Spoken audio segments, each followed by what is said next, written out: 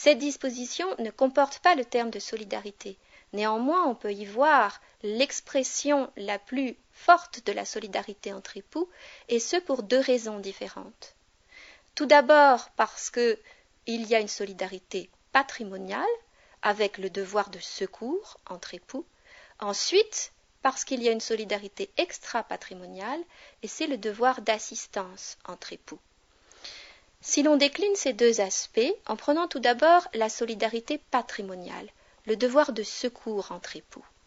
Le devoir de secours est une disposition tout à fait contraignante, puisqu'elle est d'ordre public. Les époux ne peuvent pas, par convention, en aménager ou en écarter l'application. Le second aspect qui fait que cette disposition est tout à fait contraignante est que la jurisprudence en a une acception assez large. En principe, le devoir de secours correspond à l'obligation alimentaire entre époux. Il est dû en cas de besoin d'un des époux. Or, la jurisprudence, interprétant cette disposition, va plus loin. Elle admet que des secours soient dus en dehors d'un état de besoin, simplement pour maintenir des conditions de vie entre les époux.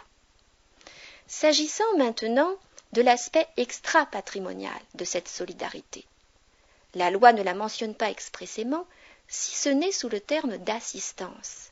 Il faut entendre ici, par opposition, une assistance morale, affective, l'assistance de l'époux malade, dans le besoin, qui nécessite un soin continu en raison de son état de santé, de son état affectif. Mais là encore, la loi et la jurisprudence ont érodé cette obligation d'assistance entre époux.